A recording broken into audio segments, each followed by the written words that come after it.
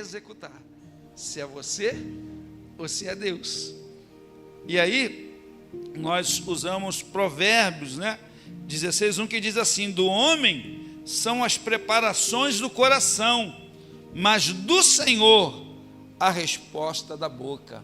E ainda falamos em Provérbios 16:3: confia ao Senhor as tuas obras e os teus pensamentos serão estabelecidos. Confia no Senhor, aquilo que você quer fazer, acredita que Ele pode te ajudar e você vai ser bem sucedido. O terceiro tópico falou sobre o poder da decisão e do compromisso. Você decidiu fazer, tenha compromisso com aquilo que você tomou para fazer. E aí nós usamos Jó 22:28, que diz: determinarás tu algum negócio, e se-te-á firme, e a luz brilhará em teus caminhos.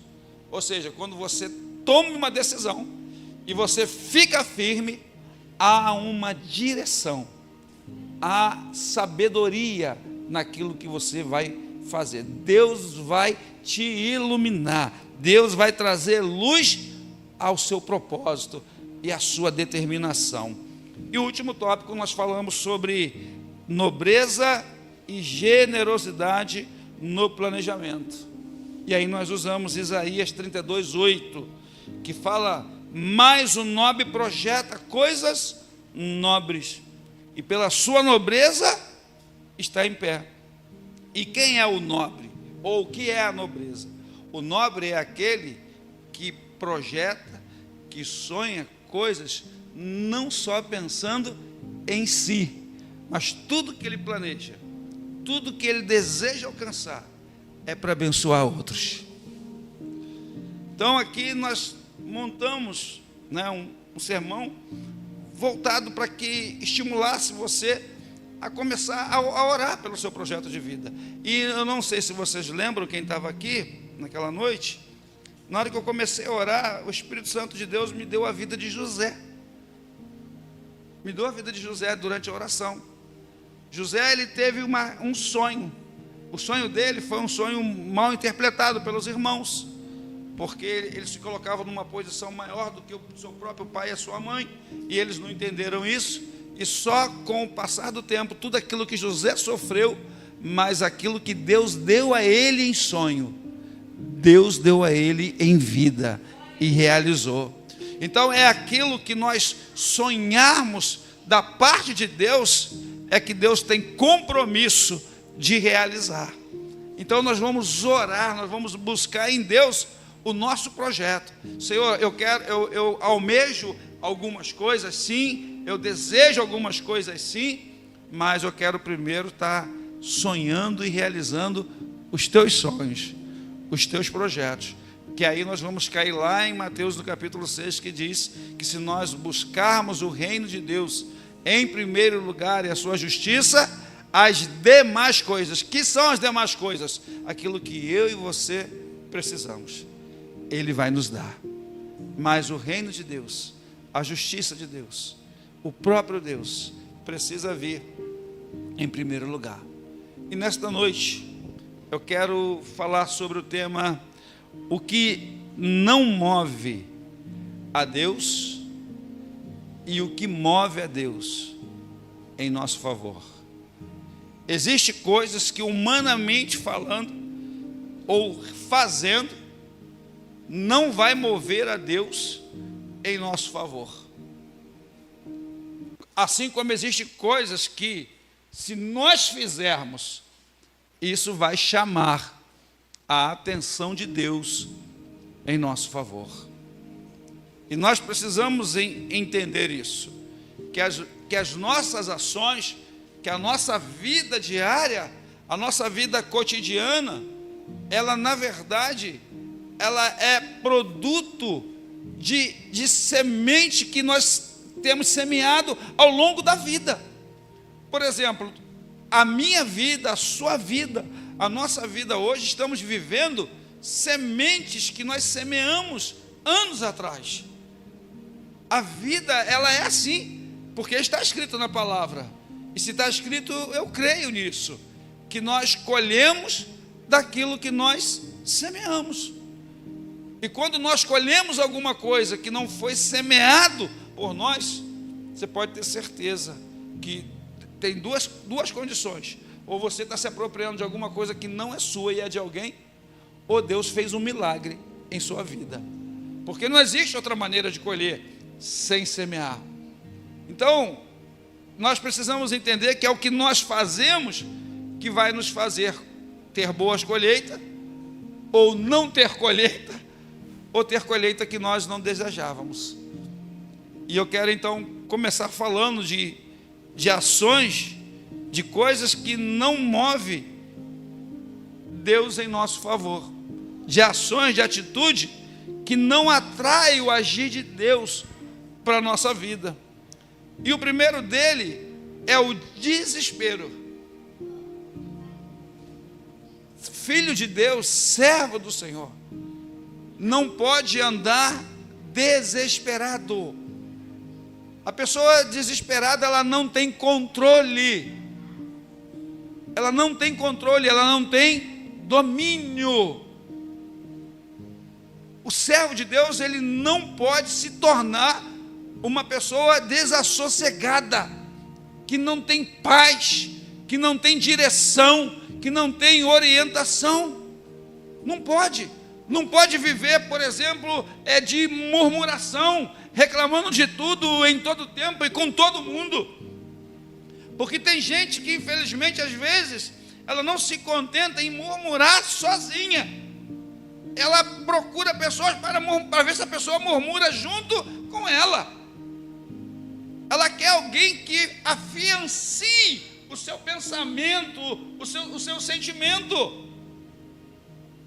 Então, uma pessoa desesperada, ela não vai chamar a atenção de Deus. Deus não vai agir na minha vida ou em sua vida, porque você se encontra desesperado. Não vai. E a Bíblia, ela nos dá respaldo sobre isso. Lá em Êxodo, no capítulo 16, acontece aquele episódio onde o povo começa a reclamar com Moisés, porque eles estavam com fome. E aí eles chegam a dizer que Deus poderia ter matado eles lá no Egito, diante da panela, porque pelo menos assim eles morriam de barriga cheia. E aí Deus, sabe o que Deus faz? Tá bom, diga para eles que a partir de amanhã eu vou produzir pão para eles, mas eles vão colher todos os dias só a porção para aquele dia, e na sexta-feira eles vão colher uma porção dobrada. E nisso, olha o que o texto diz: e nisso eu provarei a eles. Então o maná, que todo mundo chamou de bênção, não era bênção, era provação. Você já imaginou? Você comer arroz, seja branquinho ou amarelinho, todos os dias só arroz? Só arroz, todo dia, branquinho. No primeiro dia você faz ele com alho, com cebola. No segundo dia você faz ele com alho, cebola e mais alguma coisinha. No terceiro dia você monta mais uma coisinha, mas vai chegar um momento que não vai ter mais coisinha nenhuma para você colocar nele mais.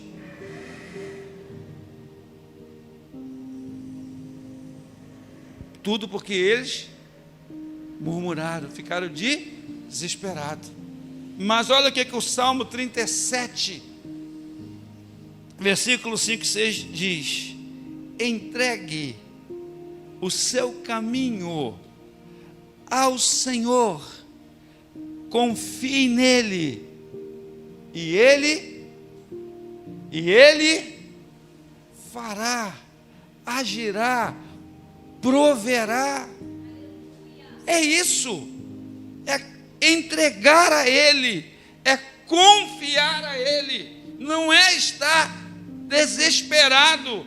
Isso não atrai a atenção de Deus, mas é a minha confiança nele, é o meu entregar. Porque quem entrega, confia. Você, quando vai viajar, você pega a sua chave e entrega quem tem alguém de confiança, deixa a chave lá na casa do fulano, para que de vez em quando ela entre lá, abra, se for muitos dias, abra a janela para entrar um pouquinho de vento, o sol. Se tiver algum animal no quintal, então para cuidar do animal. Mas por que você entregaria a chave a essa pessoa? Porque você confia nela. Se você não confiar, você não entrega. E por que nós não confiamos em Deus? Será que Deus ainda precisa de provar alguma coisa para mim ou para você? Quantas das vezes nós dizemos que confiamos, mas estamos com o nosso coração acelerado, dizendo, não, eu confio. Mas está preocupado, mas está ansioso, ansiosa. Você não confia? Então, o que ele diz aqui? Entrega o seu caminho ao Senhor, confia nele, confia que Ele vai agir, que Ele vai fazer, que Ele vai operar, que Ele vai abrir a porta, que Ele vai fazer um milagre. Mas confia, confia. A segunda coisa, irmãos, que não atrai a atenção de Deus, que não move Deus em nosso favor, é a raiva e a revolta.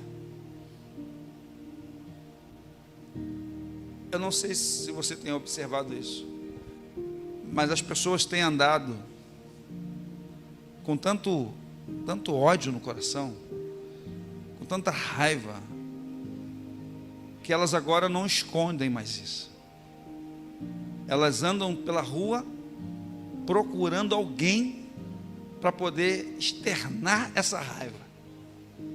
O que você encontra de pessoas mal-humoradas, raivosa, revoltada, em tudo quanto é lugar que você vai, está fora do sério isso.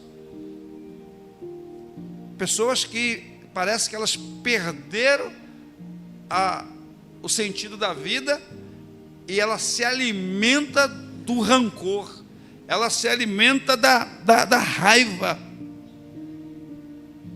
E ela externa isso em todos os ambientes aonde ela chega.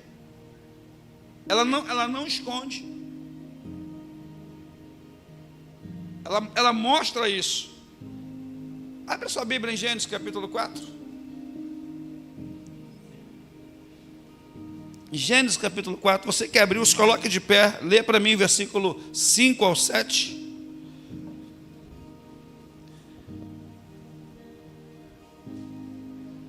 Gênesis capítulo 4.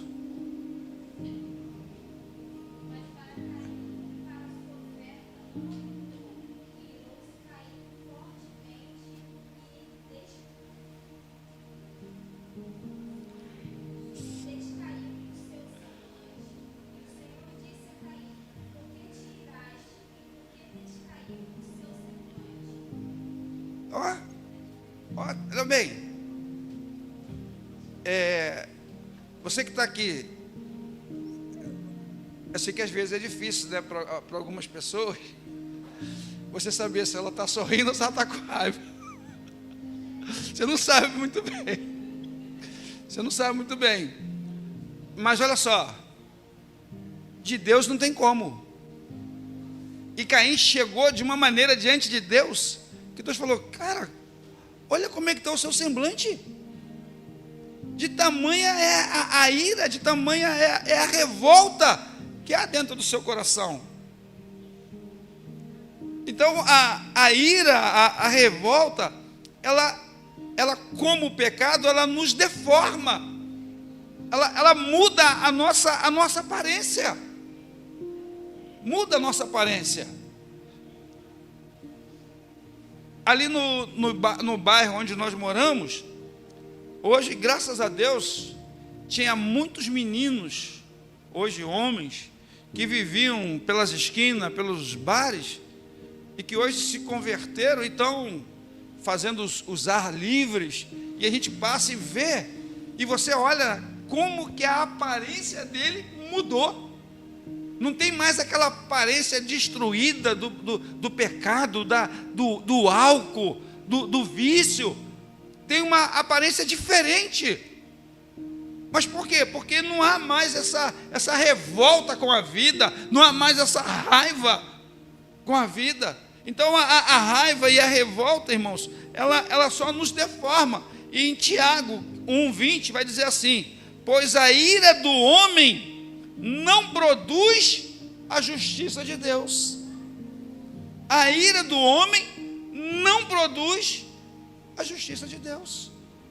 Então, a raiva, o rancor, a mágoa, alguém, pastor, mas, Senhor, pastor, aquela pessoa, ela falou mal de mim, ela fez isso, ó, ela não podia ter feito. Irmão, libera ela, porque não vai ser bom para ela, não. Escuta aqui, não vai ser bom para ela, vai ser bom para você. Porque enquanto você mantiver ela dentro do seu coração presa, você também está preso a ela. Então libera ela. Fala: Senhor, leva essa pessoa para bem longe de mim, que ela seja feliz, mas que eu seja muito mais que ela, em nome de Jesus. Mas leva ela para longe de mim. Eu não quero mais ter mágoa dela, eu não quero ter rancor dela. Eu abençoo a vida dela, que ela siga em paz, porque eu quero viver a minha vida em paz. Amém, gente? Porque quando você prende uma pessoa com você, ela vai estar com você sempre. Só que você que sofre, você que se amargura, porque às vezes ela não está nem aí para você, e você está amargurado com ela. Então, pois a ira do homem não produz a justiça de Deus. Então, isso não traz Deus a seu favor. Ah, Senhor, eu estou com uma raiva daquilo que o pastor falou para mim. Você vai ficar com raiva, mas Deus não vai fazer alguma coisa porque você está com raiva, porque não há justiça, Ele não age com justiça nisso. Terceira coisa, irmãos, é a ansiedade. E a própria Bíblia já nos adverte: não andeis ansiosos por coisa, olha bem, entenda bem, ó. Ele diz: não andeis ansiosos por coisa alguma. Ou seja, não há nada nesta vida pela qual eu e você devemos andar ansiosos. Não há. Seja o que for, entenda, ó, se não aconteceu, é porque não está na hora. Se não chegou na sua mão ainda, é porque talvez você não esteja pronto para receber. Então não fique ansioso, não. Espera. Ah, mas eu quero fazer, quero acontecer. Não faz nada enquanto o Senhor não mandar. Não faz nada enquanto o Senhor não dá a direção. Espera no Senhor. Confia no Senhor, acredita no Senhor. Irmão, quantas coisas você já perdeu por ser ansioso? Quantas coisas você já fez e deu errado porque você foi ansioso? Então não ande ansioso. Paulo, escrevendo aos Filipenses, no capítulo 4, versículo 6, ele diz assim: não andeis ansiosos por coisa alguma, mas em tudo, ó, pela oração e súplica, e com ação de graças, apresente seus pedidos a Deus. Pronto. Tem alguma coisa que está te afligindo? Que está querendo tirar assim o seu sossego, a sua paz? Apresente, Paulo está dizendo, ó. Apresente pela oração e súplica. Vai suplicar mesmo, vai pedir com fervor, com fé.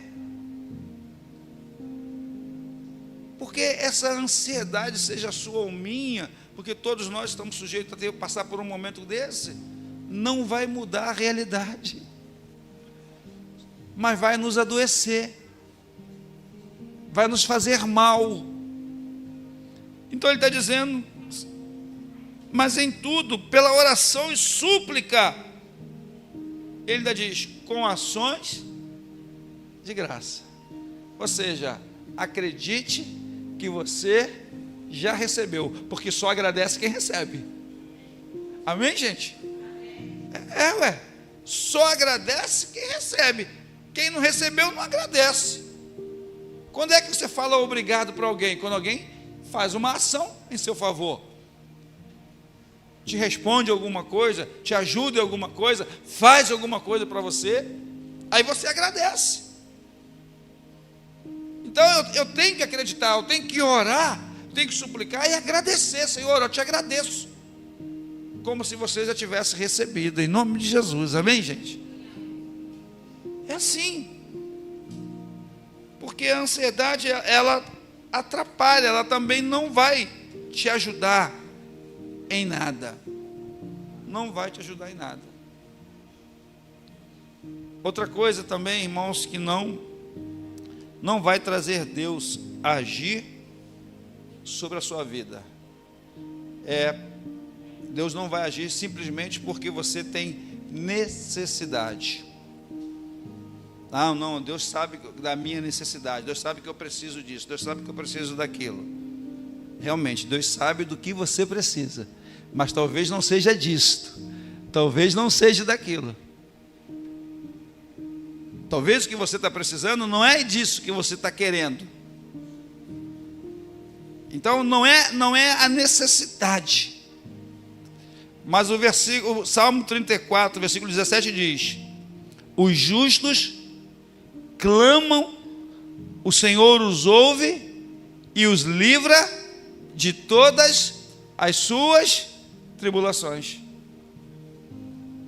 Pensa nisso. Os justos clamam, o Senhor os ouve e os livra de todas as suas tribulações. Então qual é o papel do justo? Clamar. Clamar. É clamar. Eu tenho que clamar ao Senhor. Para que se eu quero chamar a atenção dele, eu tenho que clamar. Não, deixa que Deus está vendo como que eu estou, o que eu estou passando, o que eu estou sentindo, o que eu estou sofrendo. Não, irmão, você tem que clamar. Você está precisando, você tem que bater, você tem que buscar. É a palavra que te estimula a isso. Porque quem bate, a porta se abre, quem busca, encontra. Então tem que pedir, tem que clamar, mas não ficar ali, eu estou assim, Deus está vendo, Deus vai fazer. Não, irmãos, Deus não tem obrigação de fazer, não, até porque tudo que Ele tem que fazer já fez, está pronto. Agora você pode pedir: Senhor, me mostra o caminho de onde está pronto, que eu vou lá, que eu quero para mim. Outra coisa pelo qual, irmãos, Deus não vai agir, é porque você está passando por dívidas, você está em crise financeira. Deus não vai agir por causa disso.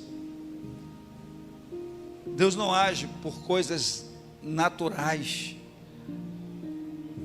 mas Deus sempre vai agir por alguma coisa que você realmente necessita, não por aquilo que você precisa.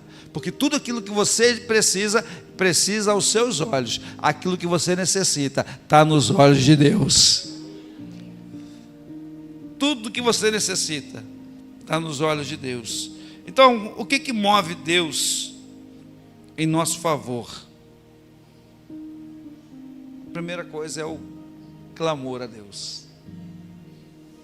Tudo que nós lemos aqui falou do clamar, do orar, do buscar. E isso é uma das coisas que a igreja tem feito muito pouco. E por isso muitas coisas a igreja não está vivendo. Porque ela está orando pouco. Porque ela está clamando pouco. As pessoas querem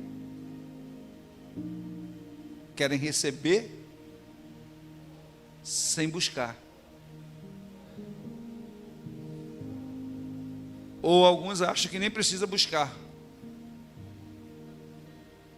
Mas uma das coisas que vai fazer com que Deus olhe para você, com que Deus se incline para você, é o clamor. Jeremias 33, 3. Clame a mim e responder-te-ei, anunciar-te-ei coisas grandes e ocultas que tu não sabes. Ele manda clamar. É clamar a Ele, é buscar a Ele. Toda vez que você tira um tempo para buscar a Ele, para clamar a Ele, Deus, Ele se inclina para ouvir a sua oração. Numa aula dessa, da escola bíblica, um domingo desse, onde nós estávamos falando de algumas coisas, chegou o momento da oração, e eu lembrei daquele filme Quarto de Guerra, que todo mundo viu, que se tornou aí um best-seller. E ali aquela pessoa, ela tinha um lugar reservado para isso. Mas aí você diz assim, mas pastor, a minha casa é pequena, eu não tenho espaço para isso. Irmão, ela reservou um espaço para ela com Deus. Então, se você pegar uma cadeira na sua casa, for lá e colocar ela do lado da sua cama e dizer, a partir de hoje, todas as vezes que eu sentar aqui, é para encontrar contigo, Senhor, é para falar contigo. Aquele ambiente, aquela cadeira, aquele momento que você estiver ali, Deus sabe que você marcou o encontro com Ele. Toda vez que Deus olhar e ver você ali, Deus vai dizer, ela ou ele está me esperando. E Deus vem para ouvir a tua oração. Deus vem para ouvir o teu clamor. Eu não sei se você acredita nisso, mas eu acredito nisso, que Deus ouve a oração dos seus filhos. Deus ouve. É exemplo disso, nós temos o maior exemplo feminino, Ana, né? Quanto tempo orando, suplicando, interpretada como embriagada, mas ainda assim, não desistiu. E Deus ouviu a oração de Ana. Ouviu ou não ouviu? Ouviu. Ouviu a oração de Ana. O texto que nós acabamos de ler, de Esdras, jejuaram, buscaram o Senhor, e o Senhor respondeu. Então, o segredo está em buscar, em clamar, em orar. Mas a pessoa, parece que o inimigo fecha o coração das pessoas e não deixa as pessoas entender isso, que oração é investimento. Oração é investimento. Você ora e aquilo que você espera vai acontecer no tempo e na oportunidade de Deus. Não é assim? Você aplica lá um dinheiro, deixa lá, e aquilo vai, o tempo vai passando e vai aumentando. Nenhuma crítica ao governo, mas não deixa na poupança. Vai aumentar. Vai aumentar. Depois você vai ter um rendimentozinho lá. Assim é a nossa oração, irmãos. Nós estamos investindo, estamos semeando, e uma hora a colheita chega, em nome do Senhor Jesus. Mas tem gente que não entende. Falou em orar, não é com Ele, não adianta.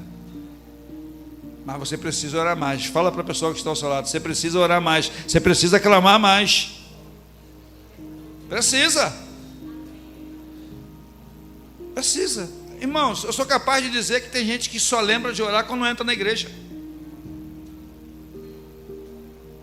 Tem gente que só lembra de orar quando entra na igreja. E mesmo assim, porque ela fica com vergonha, porque se ela entrar na igreja e não orar, alguém pode falar alguma coisa para ela. Ela vê todo mundo entrar, dobrar o joelhinho e chorar. Fala, se eu não fizer isso, alguém vai falar comigo. Alguém vai me ver. E não pode ser assim, irmãos.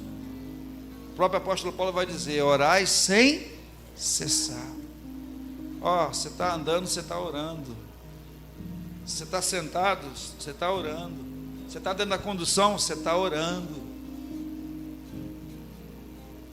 Você está fazendo a sua refeição, você está orando. É orar, clamar, buscar o Senhor. A segunda coisa, irmãos, que atrai Deus na sua direção, que faz Deus se mover, é a fé. É a fé. É você crer. Você não está vendo, é difícil demais para você, você não tem condição nenhuma, mas a sua fé faz com que você anule aquilo que você está vendo, porque a fé não precisa ver, a fé você só precisa crer, só acreditar. Então a fé é algo que atrai a Deus. Hebreus 11:6 diz: sem fé é impossível agradar a Deus, irmãos. Sem fé é impossível agradar a Deus.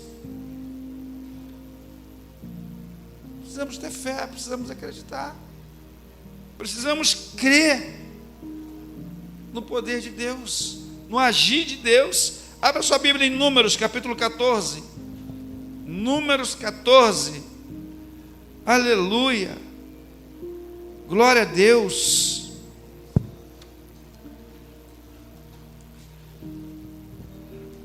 Números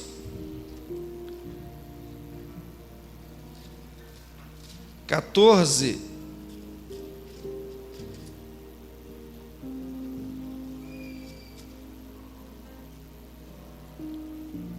Aleluia. Versículo 6.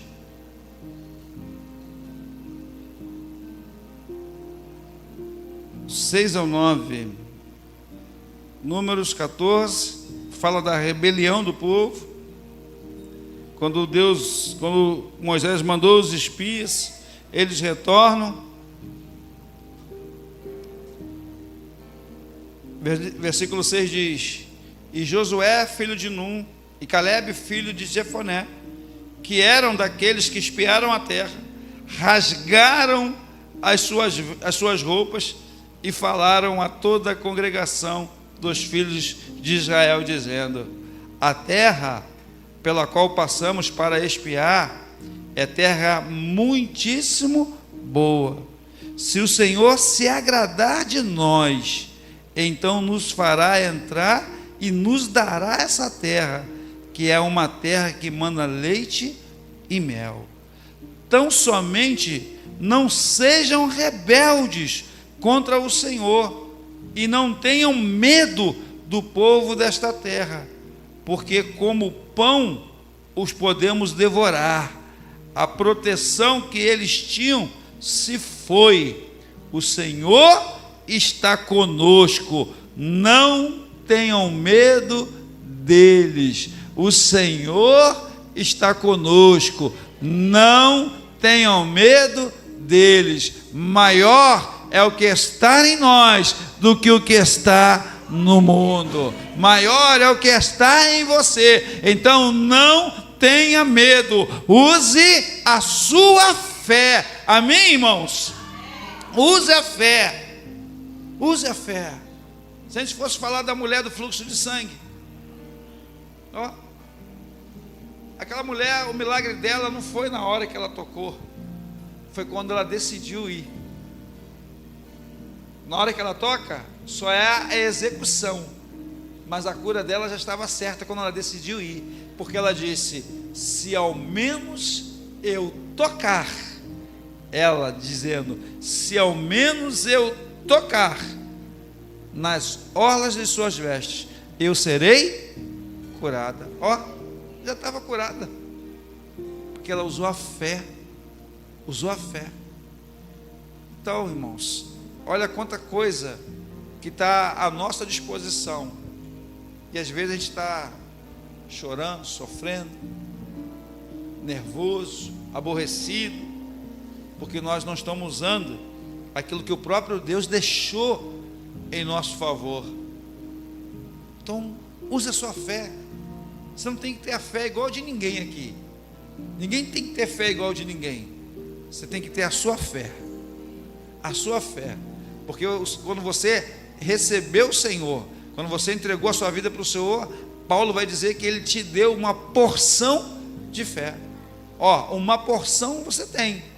Agora, essa porção pode se tornar algo maior. E quando é que ela se torna maior? Quando você vive exercitando ela. Durante a sua vida, você vai exercitando ela e ela vai crescendo em sua vida. Cada vitória sua é mais um incentivo para você continuar acreditando. Então pensa aí, quantas coisas boas Deus já fez em seu favor. Vê se você não tem motivo para continuar acreditando. É claro que a gente não vai ganhar sempre, irmãos. Não vamos ganhar sempre. Mas mesmo assim, nós vamos continuar crendo. Mesmo assim, nós vamos continuar buscando. Mesmo assim, nós vamos continuar crendo que Ele é poderoso para fazer infinitamente mais do que tudo aquilo que pedimos ou pensamos. Ele é poderoso. Então, quando nós usamos a fé, Deus, Ele é atraído para nós. A terceira coisa, irmãos, que atrai Deus, e a Bíblia fala muito sobre isso, é quando nós ofertamos a Deus. Quando nós abrimos nosso coração e entendemos que tudo que temos, nada nos pertence, nada. Tudo é de Deus. Tudo veio dEle. E por isso tem que voltar para Ele. A Bíblia diz que todas as coisas foram feitas por Ele, e sem Ele nada se fez. Tudo é dEle. Tudo pertence a Ele. Salmo 50, versículo 14, 15 diz assim: ofereça a Deus em sacrifício a sua gratidão e cumpra os seus votos, ó Altíssimo. Cumpra os seus votos. Você falou que vai fazer? A Bíblia está mandando você fazer? Faz, cumpre. Ninguém ganha de Deus no dar. Ninguém ganha, irmãos, ninguém. Quando você consegue fazer alguma coisa, que você pensa que está fazendo alguma coisa, Deus já vai lá e te retribui de outra. Deus está sempre à minha e à sua frente.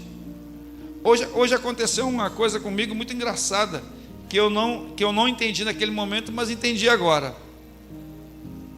Eu passei na farmácia, comprei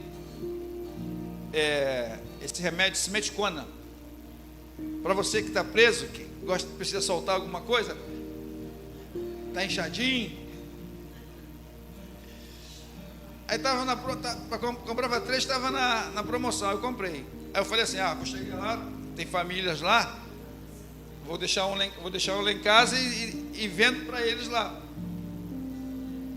Mas quando eu cheguei, que eu entrei em casa, alguém me chamou e me trouxe algo.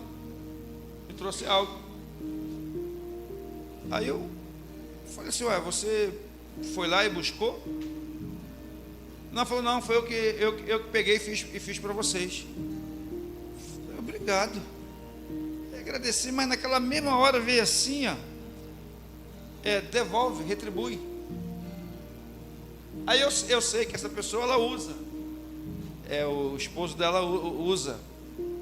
Aí eu fui lá, aqui, toma para você. Eu sei que ele usa. Eu disse: não, opa, tá bom, obrigado.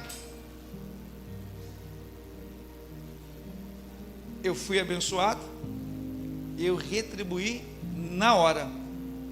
Sabe qual é o nosso problema? A gente recebe, vira as costas e na maioria das vezes esquece de retribuir. Na maioria das vezes esquece de retribuir. Quantas coisas Deus já te deu e até hoje você não retribuiu? Pensa direitinho agora aí. Caramba, eu falei que ia fazer isso. Tem gente que fala assim: vou fazer um culto de ação de graça. Até hoje, passaram 10 anos. Vou fazer isso, vou fazer aquilo. Passou o tempo. E não aconteceu. A gente tem esse problema. Então Deus falou assim, retribui na hora, porque senão depois você esquece. Depois eu vou. É igual aquela questão assim, eu vim, esqueci o presente em casa, ou depois eu vou comprar o presente e mando. Até hoje esse presente está lá para chegar lá. Se não levou no dia, não vai levar mais. Então, olha, Deus tem te abençoado. Não retenha aquilo que é de Deus. Seja fiel a Deus. Seja pouquinho, não importa, porque o pouco Deus abençoa da mesma maneira que abençoa o muito. E aí ele ainda diz mais: se você não for fiel no pouco, no muito Ele não vai te colocar. Quem coloca, escuta de novo, eu falo isso todas as vezes que eu lembro desse versículo.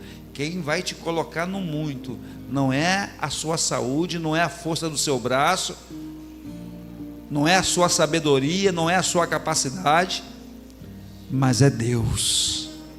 Deus pode te colocar no muito. E aí, você pode até não ter a sabedoria, você pode até não ter a capacidade, você pode não ter a expertise que muitos têm, a força que muitos têm, mas Deus te pegou e te levantou e te colocou lá.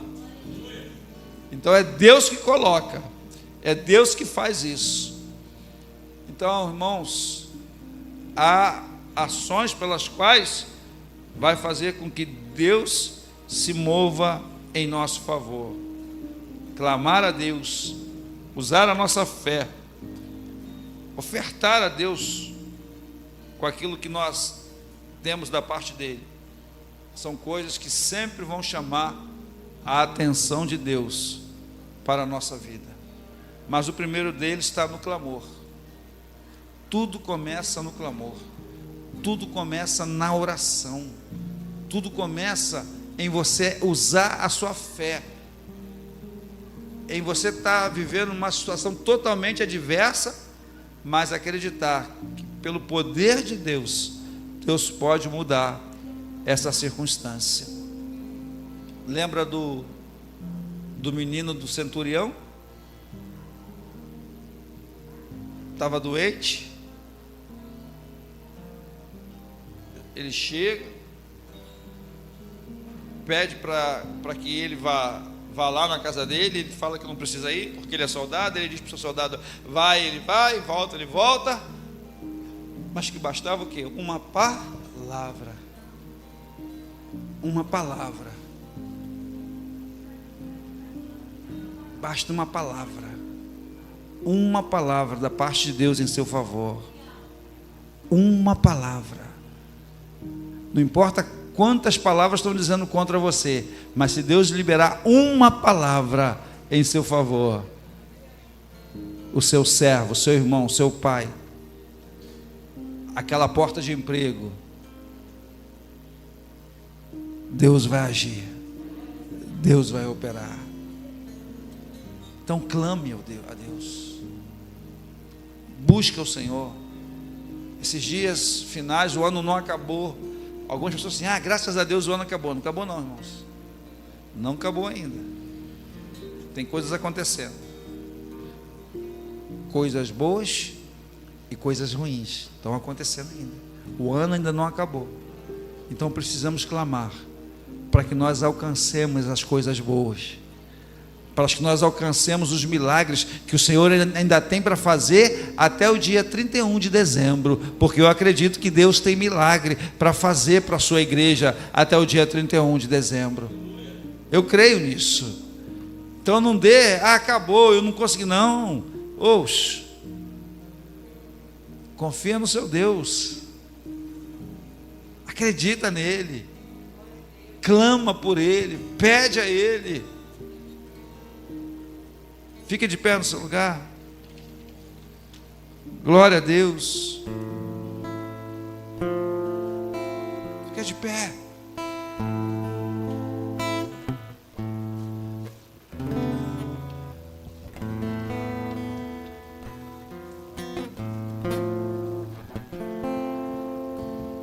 Louvado seja Deus. Bendito seja o nome de Jesus. Vou pedir o Tiago para fazer uma arte direitinho. E a partir de segunda-feira, nós vamos entrar em 21 dias de oração e jejum. Nós vamos clamar por esse ano ainda. Pastor, é para 2025? Não, é para esse ano ainda. Porque existe um Deus de já, existe um Deus de agora, existe um Deus de hoje, irmãos, que pode se mover em teu favor, que pode operar em teu favor, que pode trazer a resposta à sua oração, à sua petição. Mas você tem que clamar, você tem que usar a tua fé, você tem que crer nisso. Amém, meu irmão? Tem que acreditar. Você tem que ser alguém, irmãos, que se empolgue com Deus e que empolgue outros também. Então ore por tudo aquilo que você tem buscado no decorrer desse ano todinho e que não aconteceu ainda.